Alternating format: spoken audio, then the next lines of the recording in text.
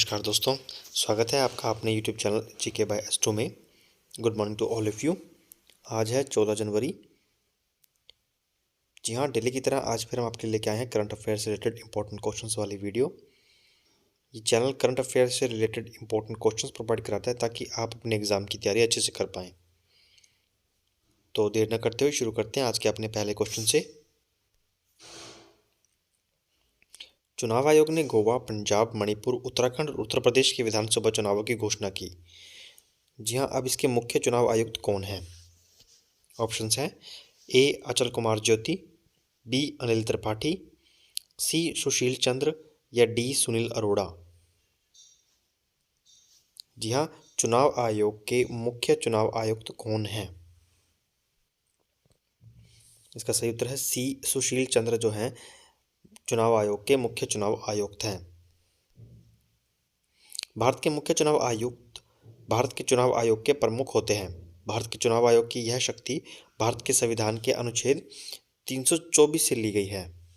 सुशील चंद्रा भारत के वर्तमान और 24वें मुख्य चुनाव आयुक्त हैं। मूव करते हैं नेक्स्ट क्वेश्चन के लिए। किस सामान्य बीमा कंपनी ने बहाने छोड़ो टैक्स बचाओ शीर्षक नाम से एक अभियान शुरू किया है?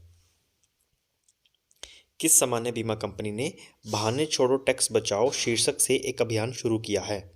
ऑप्शंस हैं A SBI general insurance company, B oriental insurance company, C Bharti AXA general insurance या डी रेलिगेयर इंश्योरेंस कंपनी। इसका सही उत्तर है A SBI general insurance company ने जो है बहाने छोड़ो टैक्स बचाओ शीर्षक से एक अभियान शुरू किया है। अगला क्वेश्चन, गांधी का हत्यारा the making of Nathuram Godse and his idea of India नामक नई पुस्तक किसने लिखी है? ऑप्शंस हैं A V L Indira Dutt, B Dhirendra Jha, C Harish Meenakshi या डी अनुराधा शर्मा पुजारी। इसका सही उत्तर है बी धीरेन्द्र झा ने जो है गांधी का हत्यारा the making of Nathuram Godse and his idea of India नामक पुस्तक लिखी है। दिल्ली के पत्रकार धीरेन्द्र के झा ने गांधी के हत्यारा the making of Nathuram Godse and his idea of the India नामक एक नई पुस्तक लिखी है। मूव करते हैं अगले क्वेश्चन के लिए। किस राज्य सरकार के कर्मचारियों की सेवानिवृत्ति आयु 60 वर्ष से बढ़ाकर 62 वर्ष करने की घोषणा की है? जी हाँ, किस राज्य सरकार ने रिटायरमेंट ऑफ एम्प्लॉय 60 वर्ष से बढ़ाकर 62 वर्ष करने की घोषणा की है? ऑप्शंस हैं ए आंध्र प्रदेश, बी पश्चिम बंगाल, सी मध्य प्रदेश या डी उत्तर प्रदेश। इसका सही उत्तर है ए आंध्र प्रदेश राज्य सरकार ने एम्प्लॉयज़ की रिटायरमेंट एज 60 वर्ष से बढ़ाकर 62 वर्ष करने की घोषणा की है। जी हाँ, आंध्र प्रदेश के मुख्यमंत्री वाई.एस. जगन मोहन रेड्डी ने राज्य सरकार के कर्मचारियों की सेवानिवृत्ति की आयु 60 वर्ष से बढ़ाकर 62 वर्ष करने की घोषणा की है।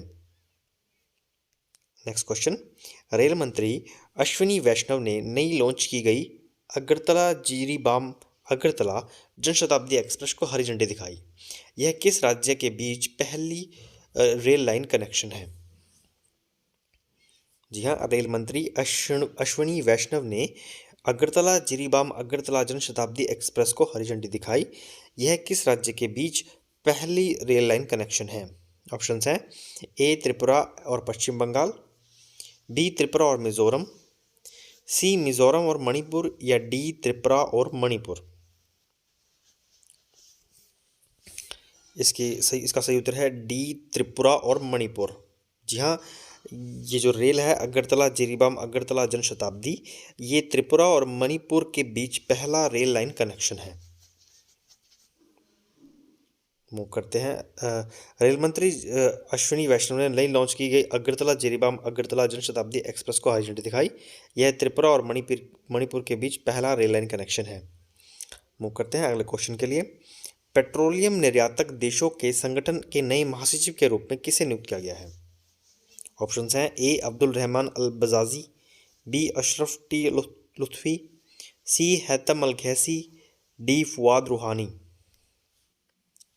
इसका सही उत्तर है सी। हैतम अल घैसी को जो है पेट्रोलियम निर्यातक देशों के संगठन के नए महासचिव के रूप में नियुक्त किया गया है। पेट्रोलियम निर्यातक देशों के संगठन ओपेक ने कुवैती तेल कार्यकारी हैतम अल घैसी को अपना नया महासचिव नियुक्त किया है, क्योंकि कोरोना वायरस महामारी से हल्की रिकवरी के बीच तेल की मांग में सुधार जारी है। अगला क्वेश्चन, किस राज्य सरकार ने student startup and innovation policy यानी कि SSIP 2.0 लॉन्च की है? ऑप्शंस हैं ए पंजाब, बी बिहार, सी उड़ीसा या डी गुजरात। किस राज्य सरकार ने student startup and innovation policy 2.0 launch की है? इसका सही उत्तर है डी, गुजरात राज्य सरकार ने यह लॉन्च की है, student startup and innovation policy. अगला क्वेश्चन, अनिवासी भारतीय दिवस किस तारीख को मनाया जाता है? अनिवासी भारतीय दिवस किस तारीख को मनाया जाता है? ऑप्शंस हैं ए 10 जनवरी, बी 8 जनवरी, सी 9 जनवरी या डी 7 जनवरी।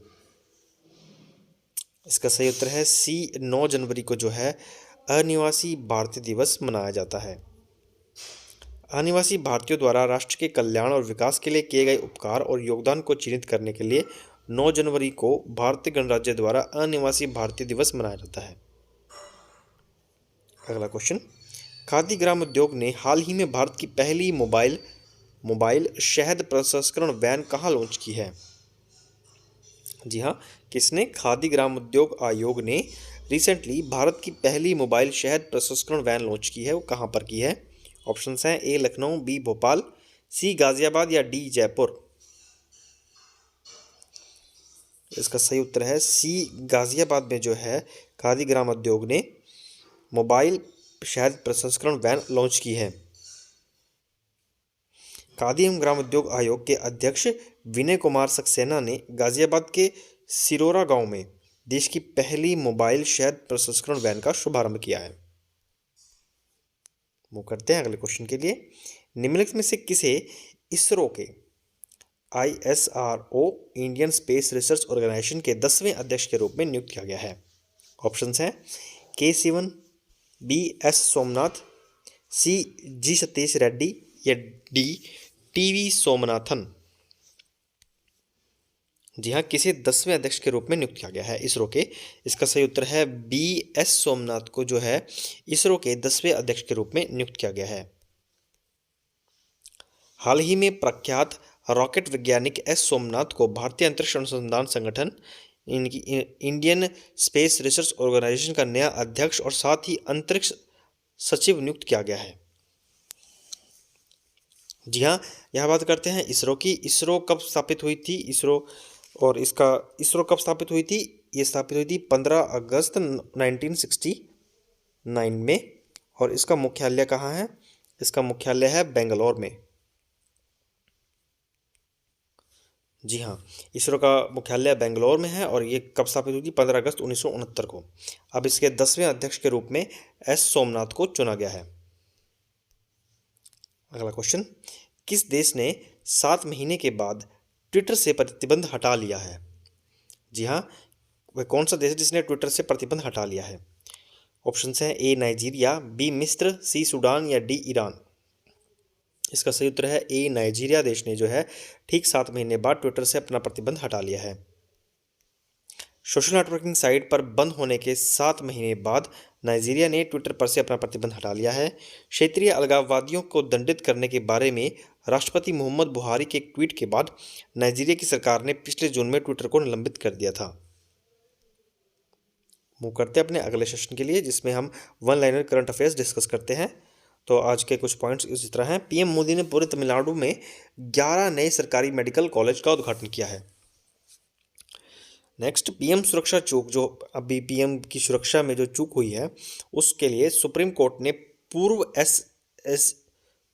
एससी जज, पूर्व सुप्रीम कोर्ट के जज थे इंदु मल्होत्रा को अन्य सदस्यों के साथ जांच समिति का नेतृत्व करने के लिए नियुक्त किया है।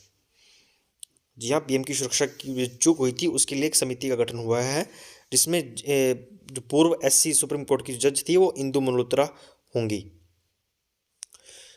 अगला, मैरी कॉम सहित 6 मुक्केबाज नेताजी सुभाष राष्ट्रीय खेल संस्थान पटियाला और नई दिल्ली के इंदिरा गांधी इंडोर स्टेडियम में राष्ट्रीय कोचिंग शिविर का हिस्सा बन गए हैं।